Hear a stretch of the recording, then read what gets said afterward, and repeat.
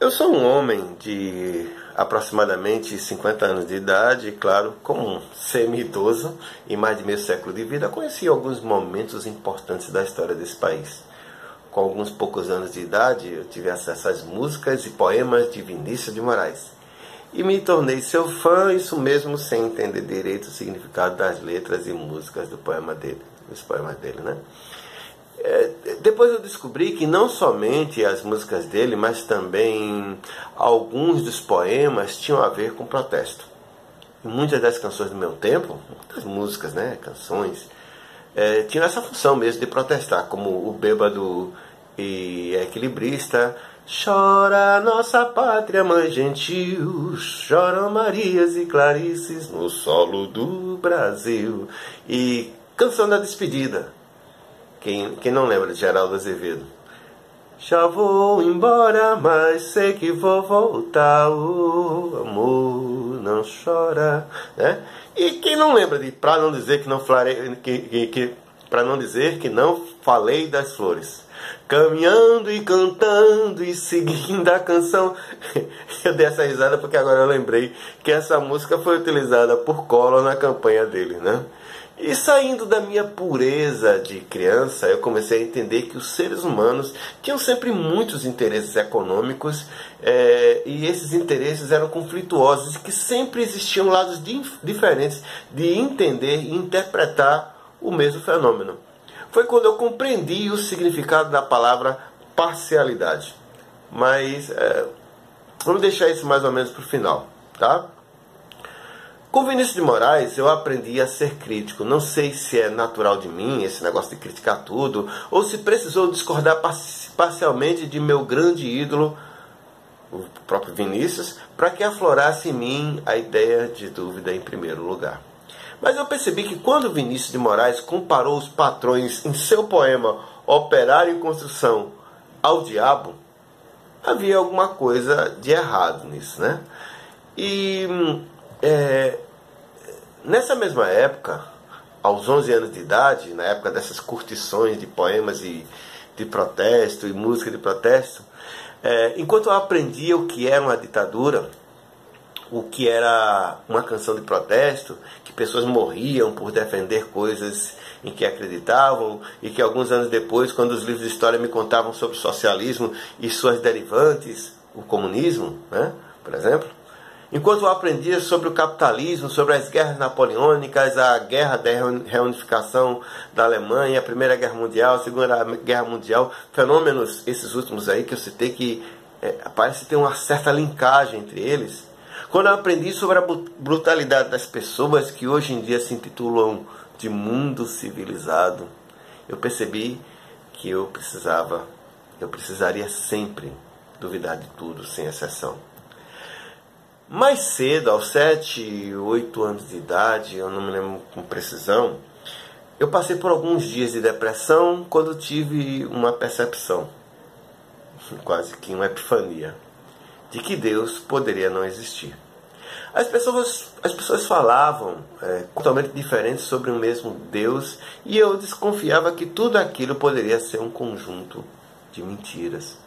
Hoje em dia, eu sou ateu, eu me tornei um estudioso independente de religiões, e apesar de ter frequentado a vida acadêmica em 2 cursos contábeis e direito, por estudar de forma independente metodologia, história, filosofia, sociologia e religiões, eu acredito que desenvolvi uma percepção um pouco ou bem diferente das coisas, o que acirrou aquela minha disposição em colocar qualquer coisa em dúvida antes de tirar conclusões.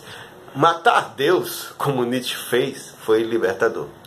Retirar Deus do meu cérebro, aniquilá-lo como algo plausível, me fez uma pessoa mais serena, mais consciente e mais feliz, talvez. Apesar de pensar que ninguém pode provar, metodologicamente falando, né, a não existência de Deus, a minha consciência me encaminhou para vê-lo, Deus, como implausível, improvável. E isso me enriqueceu como pessoa, porque a partir daí, expurgando essa ideia de que Deus é justo, de que o bem vence o mal, e o mal sempre irá perder, ciente de que isso é uma bobagem que acreditamos, essa ideia de que iremos para o céu após a morte, vencer toda essa bobagem me deixou mais sozinho, porém, bem mais sereno. Então, com o passar dos anos, eu fui amadurecendo e me tornando cada vez mais crítico sobre tudo. Se as pessoas, a maioria delas, poderiam conceber deuses moralistas, eu podia decisivamente duvidar até mesmo da cognição dessas pessoas, da capacidade cognitiva. Por exemplo, quando eu decidi fazer um vídeo sobre aquecimento global, criticando algumas pessoas que tratam esse tema como uma seita do aquecimento, muita gente achou que eu era mais um bobo tipo terraplanista. Depois do resultado do vídeo que eu publiquei e de minhas conclusões, quem assistiu ficou com uma bela pulga atrás da orelha. Não porque eu tenha usado apenas uma retórica apologética, né, de criticismo vazio, mas porque eu mostrei dados, mostrei como isso surgiu, como muita gente mentiu. Mostrei até, inclusive, que o ex-presidente do IPCC está envolvido, que inclusive ganhou o prêmio Nobel, tá? Estava envolvido em muitas situações suspeitas e até mentiu descaradamente, tendo sido desmentido publicamente. Porém, você, cidadão comum, não ficou sabendo, mas pode ir na internet, está tudo isso devidamente registrado. E a conclusão foi: existe sim um aquecimento do planeta, parte por causas naturais, parte por causas humanas, mas a palavra-chave do meu vídeo era exagero. Pessoas querem ganhar dinheiro com isso. Aliás, follow the money. Siga o dinheiro e você descobrirá o que tem por trás de muitas coisas. E seguindo o dinheiro, no caso do Brasil, as nossas reservas do pré-sal já estavam prometidas aos Estados Unidos há tempos. O fracasso na captação de recursos externos para a exploração do pré-sal era um indício de que o mercado, livre mercado, já sabia qual seria o destino daquelas reservas e as benesses que elas trariam para ele, mercado. Porém, nos tempos do sapo barbudo, companheiros, o Brasil estava em desenvolvimento, era a sexta economia do planeta, almejava crescer ainda mais, participava ativamente de um bloco, como hoje participa figurativamente, mas participava ativamente dos BRICS, que ameaçava inclusive a hegemonia do dólar americano. Então, esse projeto dos BRICS, pensaram alguns, precisaria ser destruído. Houve um plano internacional para a desestabilização de commodities que beneficiou o primeiro mundo e prejudicou os BRICS, em especial a Rússia e o Brasil. O plano era também o de atingir de morte a Venezuela, mas não conseguiram segurar o preço das commodities por tanto tempo e a Rússia, com um governo forte, se manteve no controle e até mesmo a Venezuela, mesmo com o atrapalhado Maduro, sobreviveu. O plano de invadir a Síria e tomar suas reservas naturais estava linkado com a ideia de prejudicar a Rússia comercialmente, uma vez que, se tomada a Síria, o gás sírio iria para a Europa e reduziria a importância da Rússia na distribuição de gás. E como eu já disse aqui reiteradas vezes, a luta da Rússia pela Síria é luta de morte. A China continua crescendo, então perceberam alguns, chegou a hora de atacar mais um BRIC. Vamos atacar comercialmente a China. Mais um BRICS, né? Com barreiras alfandegárias. E apesar de Trump estar bem assessorado, a China não chegou onde chegou por acaso. E a ideia agora da China é atacar o dólar como moeda de troca internacional. Para muita gente, algumas conclusões que se tiram desses mecanismos de influência são puras teorias da conspiração. Mas para quem estuda história, percebe que nada acontece por acaso, especialmente quando grandes interesses estão por trás dos fenômenos sociais. A Primavera Árabe não foi por acaso. O que aconteceu na Venezuela não é culpa de esquerdistas malucos, mas de uma direita burra e entreguista. O que acontece no Brasil é algo bem parecido e temos baixa percepção da realidade porque acreditamos que tudo é sempre uma maluca teoria da conspiração.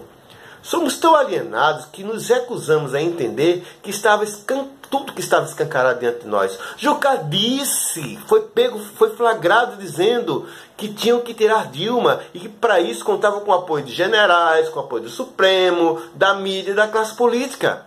A ideia de tirar Dilma não era para melhorar nenhum tipo de país, mas sim alterar um programa de governo, o mesmo que está dando certo lá em Portugal, pois, e por tabela, muitos corruptos com a derrubada de Dilma seriam favorecidos com essa guinada, com esse entreguismo. E eu gostaria sempre de ressaltar aqui, eu não sou contra o livre mercado de forma alguma, pelo contrário. Aliás, acho que a livre iniciativa das pessoas, somente ela pode fomentar o desenvolvimento de qualquer país. Mas, de outro lado, defendo a proteção estratégica, já disse aqui em vídeos, defendo a proteção estratégica de setores estratégicos da nossa economia, de forma a garantir a manutenção de nossas riquezas, os nossos interesses, a nossa segurança, como fazem os principais países do planeta. Tá? É sempre bom estar lembrando disso. Pessoas sem estudo, como as que compõem o MBL, defendem privatizar tudo, na ótica deles somente o livre mercado pode salvar o país, e blá, blá, blá. Esse tipo de bobagem flerta com a ignorância de muitas pessoas, de muitos brasileiros. Aliás, hoje em dia estamos flertando com ditaduras, com esquadrões da morte, com justiçamentos. E isso ocorre porque nós não conhecemos história. Gente, o candidato depois de Lula é Bolsonaro. Estamos dando pontapés no conhecimento e nos inclinamos a soluções simplórias. Estamos caindo no discurso simplório das pessoas. No Brasil, aliás, se critica os direitos humanos. E as pessoas não sabem como surgiram os direitos humanos, para que servem os direitos humanos. E é até bom tocar nesse tema, porque em breve eu vou fazer um vídeo específico sobre direitos humanos, né? Sobre as cartas de direitos humanos, que tem o objetivo de proteger o indivíduo contra o arbítrio do Estado. Tá? Bom, eu estava falando eu ia dizer burrice, mas eu vou digamos assim, vamos falar em capacidade cognitiva. Quando eu li que a Carmen Lúcia votou com a maioria e não com suas convicções, mesmo sabendo que ela mudaria essa maioria, eu entendi que a falta de democracia nesse país beirou a insanidade. Aliás, foi essa mesma ministra que condenou Disseu usando erradamente a teoria do domínio do fato, caso que ficou evidenciado, especialmente porque os estudantes do Klaus Hoxen vieram a público explicar a situação todinha. Então, convenhamos, num país que planta e semeia insegurança jurídica, quem planta vento colhe tempestade. Aliás, ouvindo o Reinaldo Azevedo, gente, Reinaldo Azevedo,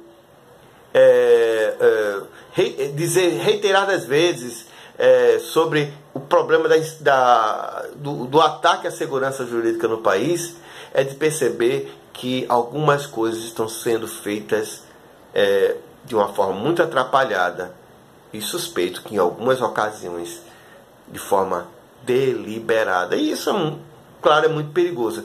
A celeridade do julgamento do Lula é vista com bons olhos por muitos. Afinal de contas, não seria bom que as coisas fossem mais céleres, né? O problema é que todos sabem dos vícios insanáveis do processo de Lula. E a celeridade é apenas mais um desses vícios.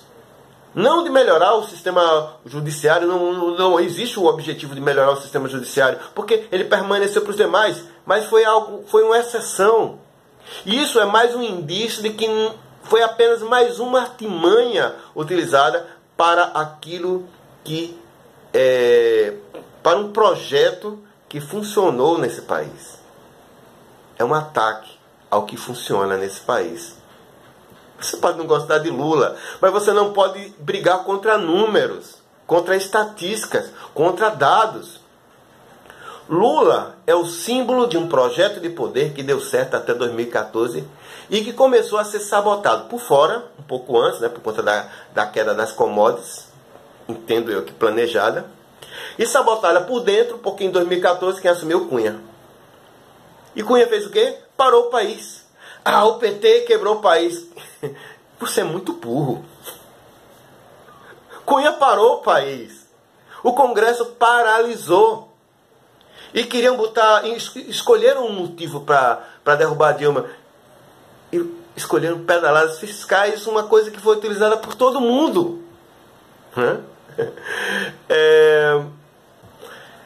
É incrível, né?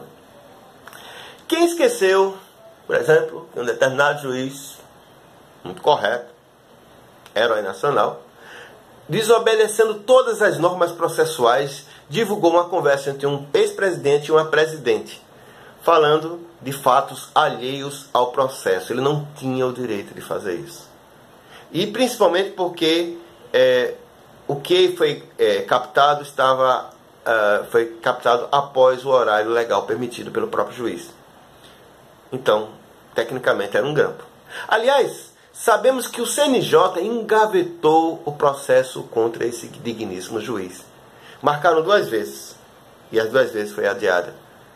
E isso careceria uma punição exemplar. Eu ainda lembro um deputado perguntando para Moro: o que é que o senhor acha que aconteceria com o juiz se ele fizesse isso nos Estados Unidos? Aí o juiz, com aquela voz de sovaco que ele tem, disse: olha, acabou o tempo, um prazer, muito obrigado a todos, no mais, valeu. Precisamos lembrar que o declínio econômico do Brasil, mesmo com a incompetente Dilma, repito, ocorreu a partir da queda vertiginosa das commodities, que tem para mim decorreu, repito, de um plano internacional audacioso para a derrubada de economias no mundo afora e projetos políticos, né? E pelo visto, esse plano só foi efetivo mesmo aqui no Brasil. Atacou, conseguiu prejudicar um pouco a Venezuela, mas o governo se mantém lá, né? E eu já disse aqui em vídeo, o governo de Maduro não cai, que é incompetente, não cai porque a direita lá é muito burra e entreguista. E as pessoas, infelizmente, até gente mais limitada compreende determinadas coisas. Aliás, aliados dos Estados Unidos tentaram matar Erdogan, presidente turco. Mais um planejamento internacional por questões de interesses políticos. E Erdogan era aliado dos Estados Unidos, anti-Rússia até ao extremo. Porém, o Erdogan estava ficando independente demais. Aí ele virou amiguinho da Rússia, eu já expliquei aqui, porque a Rússia salvou o tal do Erdogan de ser assassinado. Tinha uma conspiração contra ele, a Rússia avisou, protegeu Erdogan no ar, e isso salvou a vida do cara. Por isso, ele está tão articulado agora com o mundo russo. O mundo está mudando. A China será em breve a maior potência, não somente militar, mas também econômica. A Rússia está do lado da China e, em teoria, possui as armas mais eficazes do mundo, segundo aquela divulgação não contestada pelos americanos. Porém, uma guerra global contra a maior potência militar, os Estados Unidos e boa parte da Europa, provavelmente extinguiria nós, seres humanos. Mas o que me incomoda também é que o civilizado mundo europeu, porque eles consideram que nós somos os bárbaros e eles são civilizados. O civilizado mundo europeu, aquele que protagonizou a morte somente no século passado de perto de 120 milhões de pessoas, está mais do que nunca desorientado.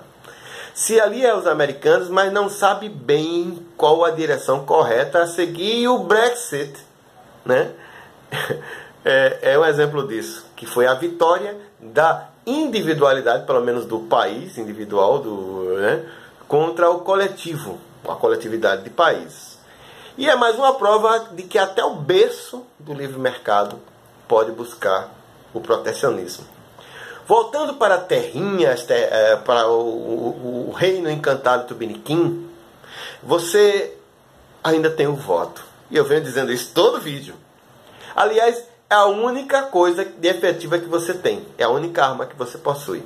Então me responda, você acha que essa turma do MBL te representa? Dória te representa, religiosos do PRB te representam, que é de Macedo. Alckmin te representa. Vocês vão votar de novo na propaganda midiática, paulistas, no PSDB. Cariocas, que tipo de deputado estadual, federal e senador você vai escolher para seu estado, né, que está enfrentando essa crise tão terrível? Aliás, eu pergunto ao povo carioca, vocês têm noção de qual é o estado do seu estado? Qual a situação do seu estado? E vocês, dos milhares de municípios do país que mandaram vídeo para a Rede Globo, vão eleger que tipo de deputado estadual, que tipo de deputado federal, que tipo de senador, que tipo de governador, que tipo de presidente? Aliás, brasileiro, você vai permitir que esses mesmos políticos aí que dançaram e tiraram um bocado dos seus direitos, você vai votar nesse mesmo pessoal? De novo? Eu não acredito em você, eleitor, que está me assistindo. Mas se um só que assistir a esse vídeo refletir sobre o assunto, já vai ter valido a pena. Prometo que eu nunca saberei disso, né? Aliás, brasileiro, você vai permitir também que membros do judiciário continuem sendo punidos apenas com férias remuneradas ou aposentadorias compulsórias? E se eu posso dar um conselho para os brasileiros, é o de que os mortadelas e coxinhas percebam que estão na mesma balsa, à beira de uma cachoeira, e que vão afundar nessa mesma cachoeira, todo mundo. Na minha juventude existiam os chamados mauricinhos, que eram os coxinhas atuais, aqueles jovens bem vestidos que defendiam a ditadura. E o contraposto deles eram os cabeludos radicais comunistas e, fora desse círculo, um bando de gente alienada. Eu nunca simpatizei com nenhum desses três grupos, né?